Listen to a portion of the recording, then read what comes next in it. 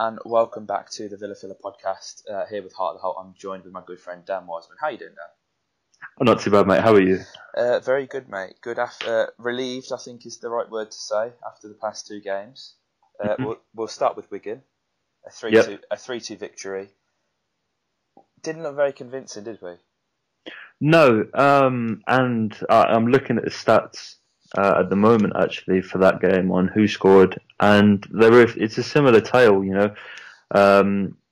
Wigan had more possession than we did. They had a better pass completion rate. They looked quite dangerous, and I think it was one of those where both teams, you know, had they gone on to win the game, you know, very well could have felt that they earned it. I think at the end of the day, I think it boiled down to some individual quality that was the difference in the end. But, you know, it's been the story of our first few games of the season. None have really been convincing. I don't really think there's been a standout performer in any of the games. You know, there hasn't really been anyone that has been consistent throughout the games that we've played so far. But, you know, the 11 that we put out was experimental. It was new. I was very excited to see it. I think a lot of the Villa fans were. And I just hope that, you know, the overall performance isn't enough to convince Steve Bruce that he needs to change it going into the next one.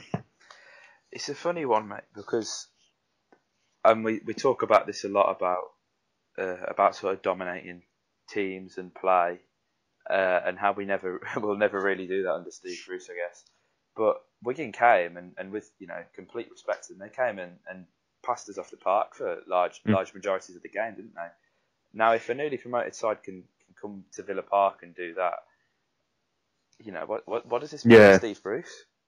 Yeah, well, this is the thing that I've, you know, obviously, don't get me wrong, I don't want to appear ungrateful. You know, I'm very happy that we've won our first 3 games of the season, but make no mistake, we've played 2 teams who, you know, had they been a better quality, you know, if we'd have played 2 teams that had, you know, were looking to finish higher up the table, wanted to be in the similar positions that we want to be at the end of the season, the results would have been very, very different. You know, we're lucky we've had 2 teams in the form of Hull and Wigan who, you know, are never going to set the world alight. You know, I can't see either of them, you know, challenging for playoffs or anything like that this season. So I think we've been fortunate in that respect because neither performance has been massively impressive. Both games have been a massive tale of 2 halves. You know, we talked about in the whole game in the last podcast how we improved massively in the second half. Wigan was a complete contrast. I thought first half we looked very exciting. You know, we really were zipping the ball about, and we looked that when we put some passes together, we could really trouble Wigan. We had some good runners coming through, Hutton being one, Green looked lively, but the game plan just seemed to completely change in the second half. We went back to route 1, playing long balls. And, you know, had we not had the own goal to thank when we were losing, it didn't look too promising, really. It certainly didn't, mate. And one thing that I'd noticed at the time, all but one of our goals from our first opening 2 league games were scored by defenders. Yeah, it kind of relates to my point where I was saying there hasn't really been anyone that's massively impressed me being consistent so far. I think the attack has a lot of work to be put on it. Kodji looks very out of sorts, and, you know, we'll talk about his performance in the game last night a little later on. But there's definitely some grounds for improvement there, and I've got no problems with, you know, having a few goal scorers in the team. You know, we've had Villa teams, you know, in our first season in the Championship where, you know, one of the main aspects for criticism was that we relied on, you know, Kodja or an Adoma, you know, as one source of goals. And it's good to, you know that other people can contribute, but, you know, when it's the defenders that you're relying on, then I think there's issues there. It is, mate. Wigan obviously marked the debut for Super John McGinn's, as he's being labelled out. Not too sure I like that, but we'll roll with it. How impressive is this guy after just seeing, you know, around 80 minutes of it? It was incredible, wasn't it, really? And as I said, you know, the match ratings speak for itself. You know, Kodja was a 6.7, Grealish a 7.8, Bjarnason 7.3, Green was a 7. McGinn got 8.5, a man of match performance on his debut, and I was really, really impressed with him. I can't think of the last time I've seen the Villa fans take to a player quite like they have after just one game. He did everything right, didn't he? Absolutely, absolutely. The effort was there, and I think when he did make mistakes, because it wasn't a flawless performance by any means. When he did make mistakes, it was evident that it wasn't for a lack of ability or anything like that. I think he was just trying to simply try too hard. And I think there were nerves there early on, but as he settled into his game and just played football as he does best, he was really, really impressive. And I feel like that midfield three of Bjarnason, Grealish and McGinn is only going to get better if we give him more time, because it seems the most balanced midfield, the most dynamic midfield. All three are capable of scoring goals. It looks really exciting, but John McGinn is a fantastic addition, and I think he's a real steal. I think it was 2 or 3 million we picked him up for from Hibs, and that is a real bargain. We seem to have a real player on our hands.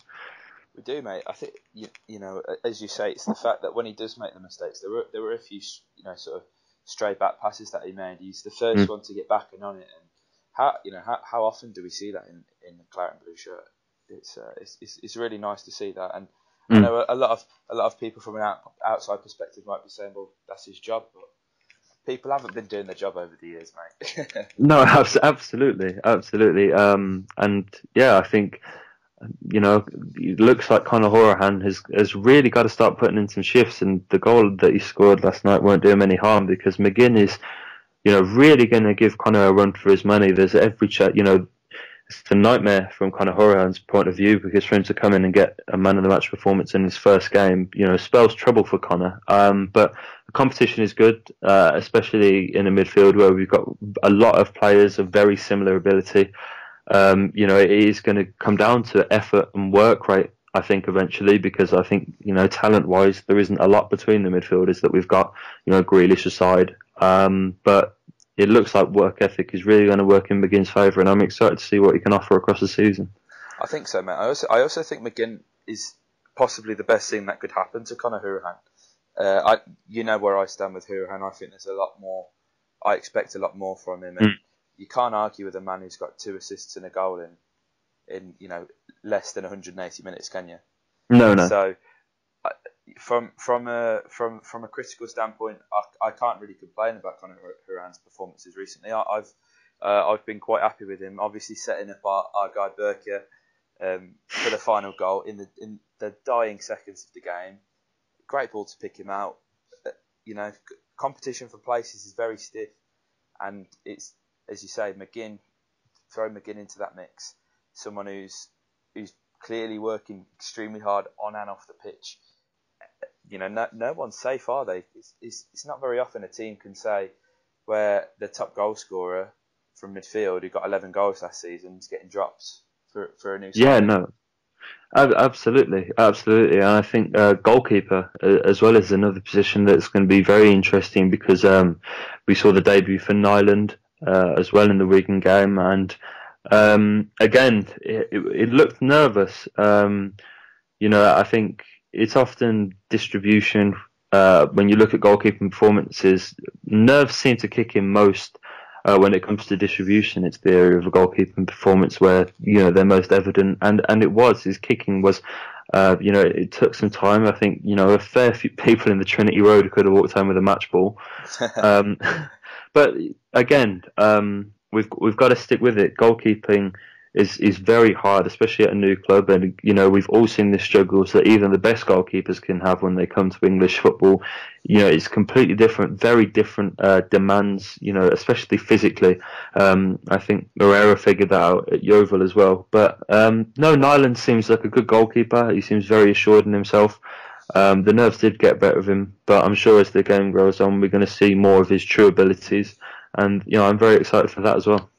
It's not only just adjusting to the football, but the culture around the football as well. Because Nyland did struggle a bit with a bit of the stick he was getting, it looked like, and he certainly grew into it and got more confident throughout as the game went by. I didn't think he had a particularly bad game, if I'm honest, mate.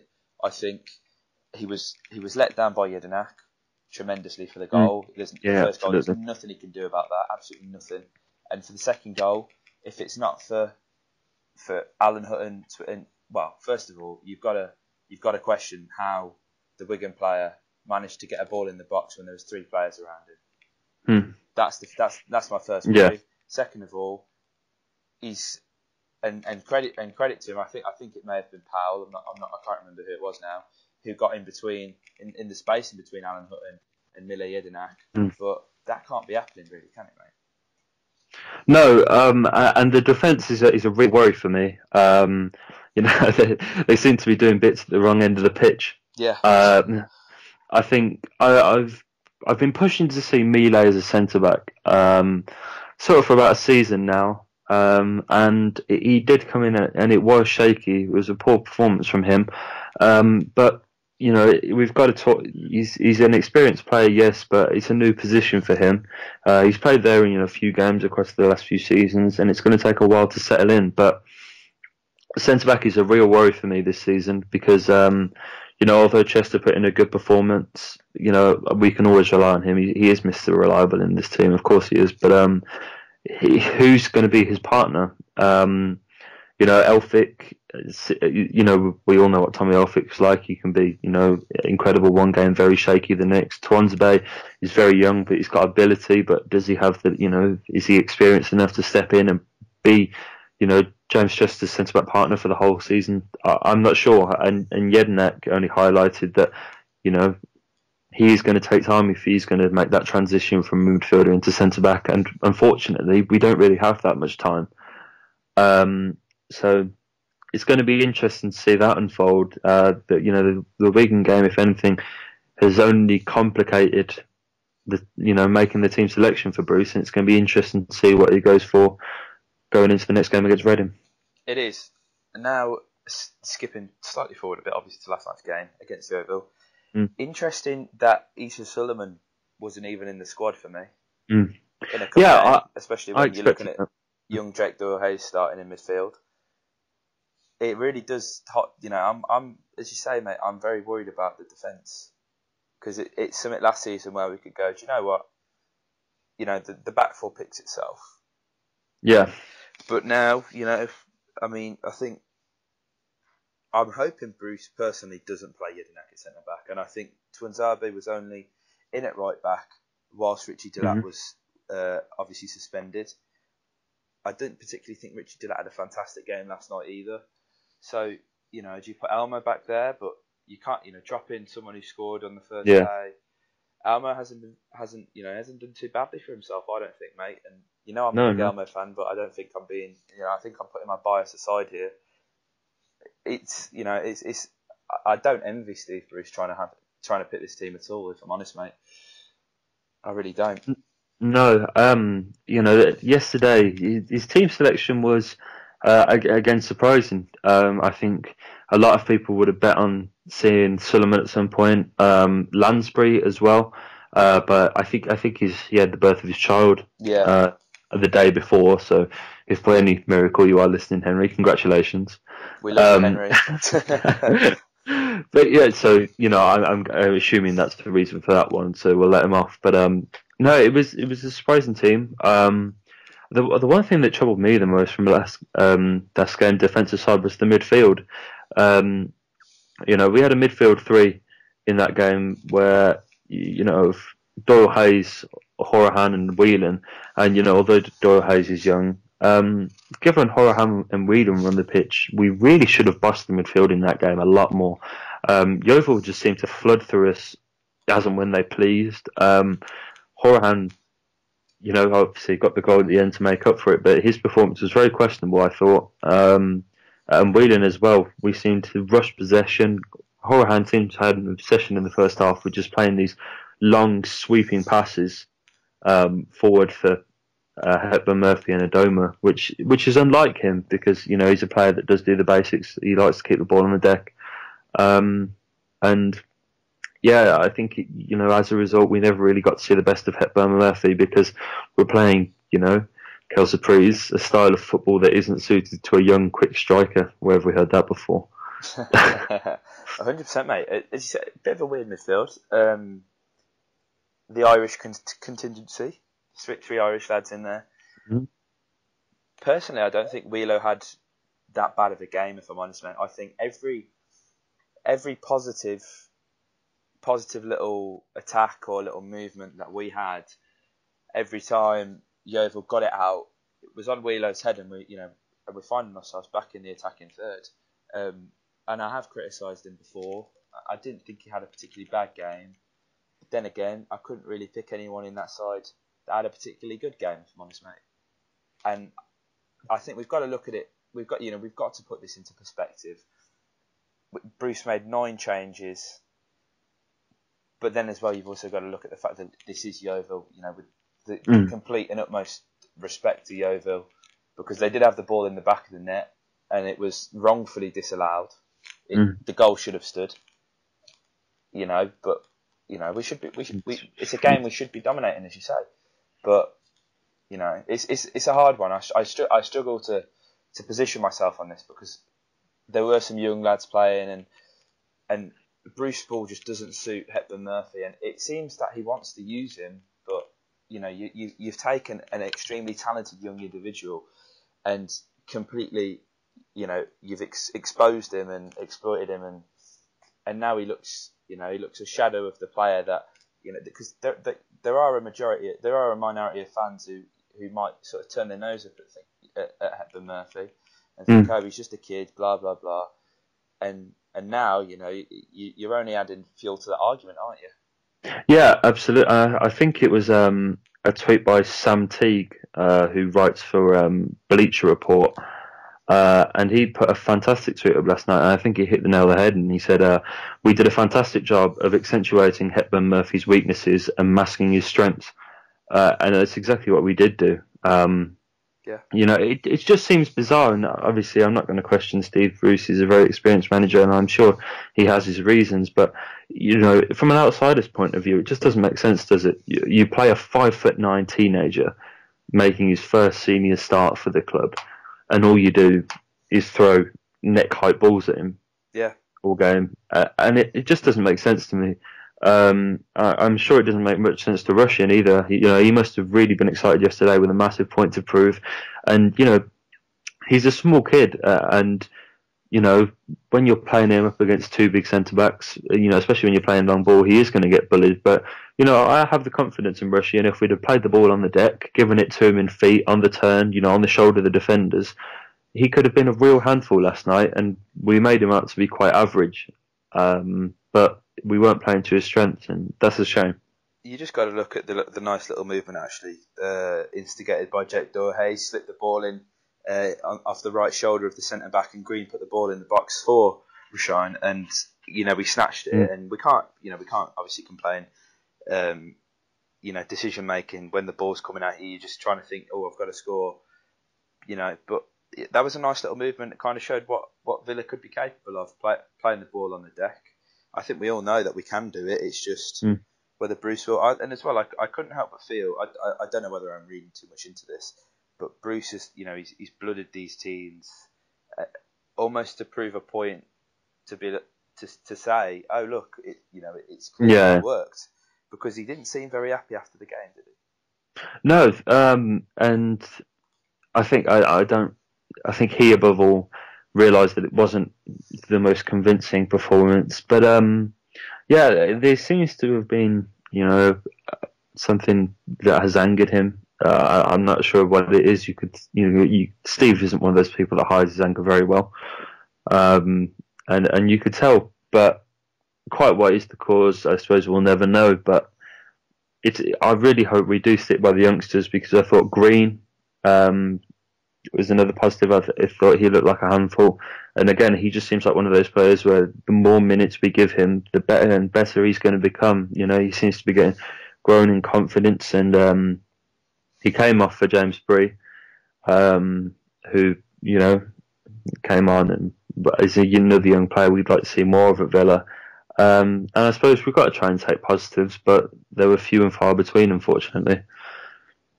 It's a bit, you've got to worry a bit for your James Breeze at the club, because surely he's got to be playing this kind of game, hasn't he? This is his bread and butter. This is his chance to get in the team, and he seems like a very frustrated lad. Jumping from Barnsley, I don't blame him for joining, but in terms of career prospects, maybe you stay out another season at Barnsley, don't you? Yeah. I think Breeze is another one. Like I was saying, we seem to have a very big squad at the moment, and there's a lot of players, and I think the fact that I saw a lot of people on Twitter trying to predict the lineup last night, and I don't think one person got it right. And that's nothing on the fact. That's the fact that we've got this big squad, and we seem to play in the wrong players, at the wrong times, and often in the wrong formations and the wrong systems. I would like to have seen Bree play last night. I think playing Delat was not the best idea by Bruce, because Delat has nothing to prove in this Villa team. I can't see him being an important player this season. His career, he's only on the decline. He's not going to get any better. Bree is going to be more exciting. He's going to be faster. He's going to be hungrier as well. And often in these cup games, that's what it boils down to. Yeovil wanted it more than we did last night, I felt. They were more aggressive. They were on every ball. That Dalmeida was everywhere last night, and he was really putting himself about. And I think the more youth you have in the side gives you that little bit extra bite, that little bit of extra push and enthusiasm. I think that's what Villa lacked last night. Yeah, and that Bruce talks about it being a learning curve for the lads, but it's a results game. If anything, it's a bit of a learning curve for Yeovil, and we can't complain. We've got through. I think a lot of people, I noticed on Twitter last night, people get confused with, because there's one thing, there's taking the result and being happy with the result, but a lot of people, I think, are struggling to understand that, we're able to criticise the performance when needed, and as I say, yeah, we did win, but we were dreadful, and I think it's fair for us to say. And it sounds like Bruce gave them a right old bollocking last night, and he looked very. He looked like he was holding himself back in the Sky interview. He looked a bit more chilled on the official live stream that we did on Facebook after the game. But he was as red as a tomato. Our Bruce, he was. Yeah, I think this is the thing. Is we're Aston Villa at the end of the day, and to win is one thing, but you've got to do it with some considerable style, surely. And I'm not expecting Barcelona-like performances. I'm not expecting tick-attack. I understand that we've got Steve Bruce and what that means, and the fact that we're never going to play the most attractive football in the world. But surely there has to be a way of being more convincing about it, because we've got effectively 9 points, 3 wins. But as I was saying at the start of the podcast, had we played better teams, had we played teams, with a bit more quality and were able to punish us, we wouldn't have. And that's a simple matter of the facts. And, there's one thing being happy with the wins, which I am, and I think you are as well. But it's another thing where, we've won 3 games, but I'm still just as unconfident as I was before we played the first one. Yeah, mate, and we go on. We've got Ipswich away next week. Not next week. What am I on about? It's the weekend. This is what unfortunately does to us. It takes a lot out of us supporting the Villa. Ipswich looking a shadow of the team they once were under Mick McCarthy. It was quite strange actually watching Soccer Saturday last week with Mick McCarthy watching Ipswich. He seemed extremely, I know. He was not happy watching them, and every time one of his players, someone he'd bought, he goes, "Oh, I knew he was great. I knew he was always going to be a good player." He enjoyed that a little bit, I think. But this, it's safe to say, this Ipswich side isn't what it was under Mick McCarthy. Very disappointing start by their standards. I think it's safe when you think of it. Ipswich are a big club, but when you think of them, they are your championship sort of team. Yeah, no, yeah. No disrespect to Ipswich. Here it's a great away day. Last season we won 4-0 away. Very different side to what we've got now, mate. Very different. But as we say, 3 wins on the row in the row. I think I remember reading it was the first time since 1972 we've done that. Steve Bruce breaking even more records there. Mm. How do you see us lining up for this one, mate? Because as I said to you earlier, I really don't envy Steve Bruce trying to pick this team. No, and it is going to be tough. I'd like to see the same midfield three, given another run out, because as I said, I think the more time they play with each other, the better they're going to become. Centre back is the real issue, isn't it? I think Kodja perhaps would have been under threat had he not, put in a very, very good assist for Horan's goal last night. That was, that was the Kodja of old that we saw, and I think that will do his confidence the world of good. So he's going to start. I think it is centre back that is going to, cause the most problems. Elphick isn't someone we can rely on, and unfortunately, whether we're going to bring someone in on loan, whether another signing is going to come in that department seems unlikely. It seems that, we're looking for a fullback. Joe Bryan slipped through our fingers, and it seems like, the rumours of Snodgrass never seem to be going away. And so it doesn't, but we're going to have to nail someone because, the more that you change and the more that you rotate your centre-backs, the more damage it does. So it's going to be interesting to see who Steve Bruce picks, and I hope that whoever he does pick, we've got to get behind him. We've got to really stick with, because I can't imagine any of the other three options that we've got in Swansea Bay. Elphick, I can't imagine any of them are going to come in and settle straight away. Jednak didn't either. So it's going to be interesting to see who he goes for. It is. I think this is. I would expect this to be a game where Jednak starts at the back and Whelan starts in midfield, knowing what Steve Bruce is like. Mm. Ideally, the midfield three, as you say, is Grealish, McGinn, Bjarnason. Let's see us play some football away from home. Because how many times have we actually gone away? Last season, I recall back to Preston away being the one time when we've actually gone and played the home team off the park. And I guess you could say Ipswich away last year as well with the 4-0. But let's just do it, because we've got the players.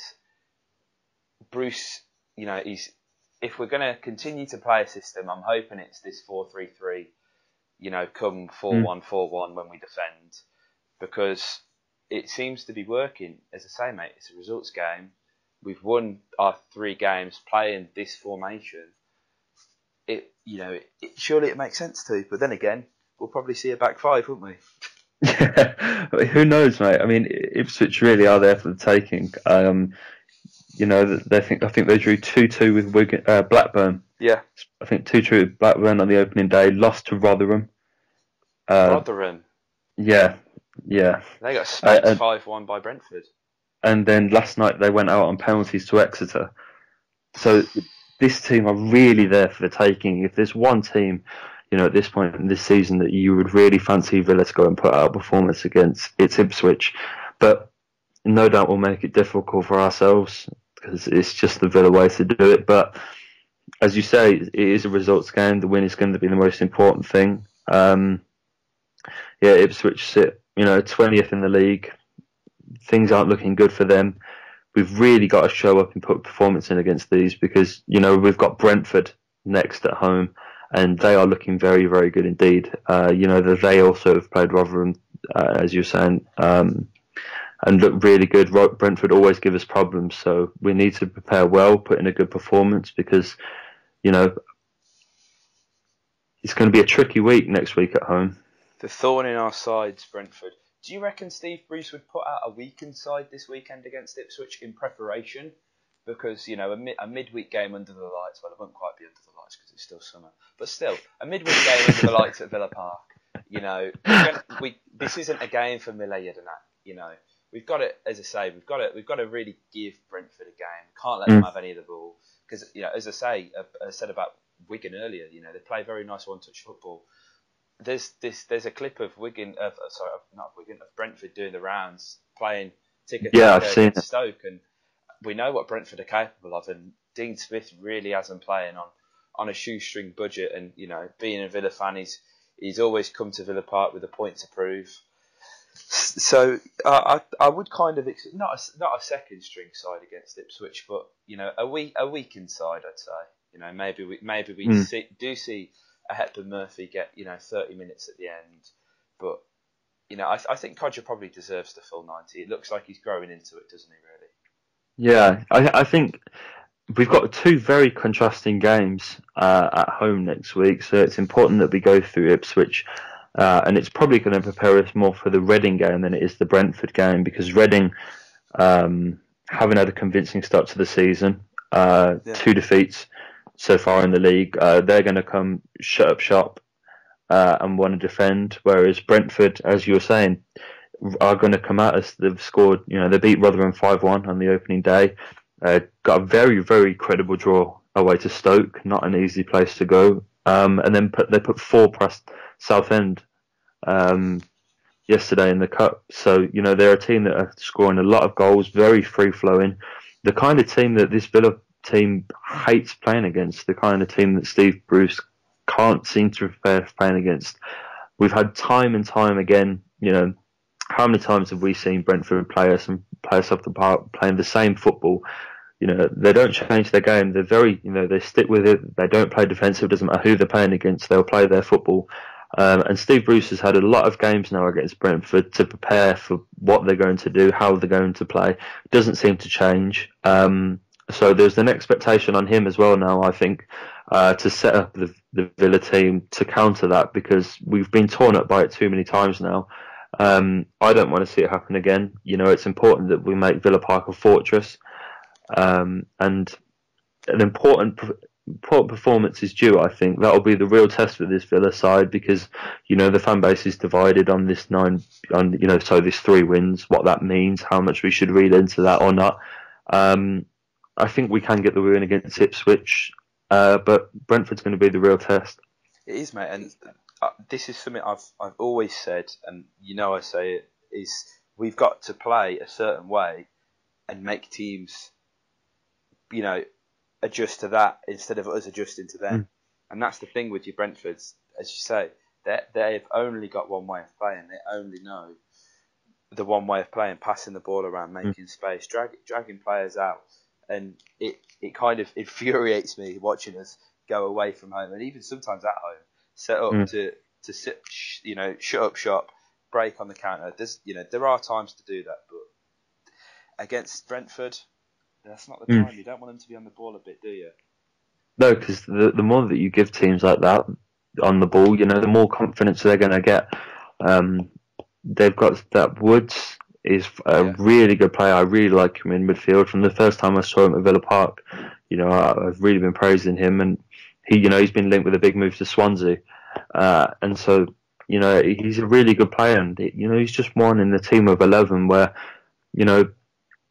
Villa have been criticised for having a group of individuals on the pitch at points in the last few years, where Brentford are the complete opposite. They're a team that really is more than the sum of its parts, and they're going to favour themselves, as a real outsider this season to go up. 100%. There's no reason why they can't. After a good start, if you look at Leeds and Bristol last year, they fell off, but a team like Brentford, I do think. I think last season as well, they were probably quite unfortunate not to make the top 6, really. Well, they deserve it. What more can you say? Exactly. Playing that kind of football, you deserve to be in the Premier League, and we don't play that kind of football. But hey, that's Aston Villa for you, mate. Absolutely. Finally, let's talk about this kit, mate, because you did mention it to us last week on the podcast, and I think that was a bit of an exclusive, actually. I don't think we milked that as much as we should have. Third kit coming out. What a beautiful kit, mate. Luke has absolutely smashed it out of the park again. Yeah, I was saying to this to you yesterday that I really like the retro touches on the home and away kit. I think, Aston Villa is a club that's very much rooted in its history and its traditions. And those 2 kits reflect that. But the modern touches on this kit are really refreshing. There aren't too many kits about like that. I think what's nice is, when you see Nike and Adidas kits, is they seem to just be replicas with different badges on. Yeah. And one of the pluses of going for this lesser known Luke is that they've really put a lot of effort in and really taken their time on each individual design. And I think the third kit is no different. Really refreshing. I really like the colours. And again, I think this is the third podcast in a row now where I've given praise to Luke Roper, but he's given himself, absolutely every reason. So again, I'm really pleased for him, and I think he's done a really good job. He has, and it looks like the club have finally found a way to utilise Keenan Davis, and that is as a model. The man can't control a ball, but he's great looking at a camera. Well, and I think we've finally found a use for Ross McCormack and Micah Richards as well. We've seen a link, which is to finally have them walking out the door. So, if we have an Ipswich win this weekend and then the departures of Ross McCormack and Micah Richards, it'll be a very, very good week for the Aston Villa Football Club. Do you know what? I just have a sneaking suspicion that Micah Richards would go and join the Blues. You see, it's funny that you said that because I also can see that happening. I think he's that kind of bloke, isn't he? Well, absolutely. We all saw that with the Zulu sign he made on holiday. Oh, mate, that was awful, wasn't it? A clanger, to say the least. But Ross McCormack as well. You do just get the feeling that when he leaves, he's going to go on, and if he moves to another team, in this division or where, he's going to do very, very well. I just have that. It would just be typical, wouldn't it, for Villa to get rid of him and then him to move elsewhere and bang the goals in. I'm not saying it's going to happen, but as you were saying, wouldn't be surprised if it did happen. Let's just say absolutely. That. I can just imagine it now, and it's making me feel sick. Just Micah Richards heads home in front of the whole end, set up by Gary Gardner and Craig Gardner, and kisses the Birmingham badge and just yells, "Keep right on!" It's making me feel sick, mate. It really is. Well, all we can do is hope, isn't it? Yes, mate. This seems to be the case in all scenarios. All we can do is hope. I think, as I said, there's a lot to look forward to. You've got to try and take the positives, don't you? We've won 3 games. Got through a tricky cup tie. I think one thing we have to say is that Yeovil, they're given Man United games. Yeah. In the last few years. So, they know how to perform in cup ties. So we've got through a difficult cup game, though it wasn't as convincing as we perhaps would have liked. Not much is under Steve Bruce, and this is something that we've got to get used to. So long may it continue. I think that's a perfect note to end on there, mate. I think we've got to look forward to the next game. I'm a bit gutted that I'm not going to Ipswich. I'm working, and that sold out pretty fast, didn't it? Classic. The Villa fans, and I was just snapping up my tickets for Sheffield United away, and I thought, I'll get them in the morning. I'm quite tired. By the time I wake up, they've sold out, so I'm missed out on that one as well. Not very happy about that. but a lot to. I think it's obviously a fantastic start. Looking at the results, it can only get better in terms of football. Dan, it's been really great chatting to you again, mate. Really great getting back on the podcast. Absolutely, thank you very much. No worries, mate. Any final words from you? I don't think so. I think, yet again, we've covered it all. Fantastic. So if you guys enjoyed this, hit the like button. I'm not sure what you do on SoundCloud. There's not many of you that listen on SoundCloud, but if you do, hi. I think you hit follow on SoundCloud. We could do with that. Comment your thoughts below if you're listening on YouTube. Let us, as we always say, let us know if you're chatting out of our arse. And subscribe for more Villa content. Up the Villa.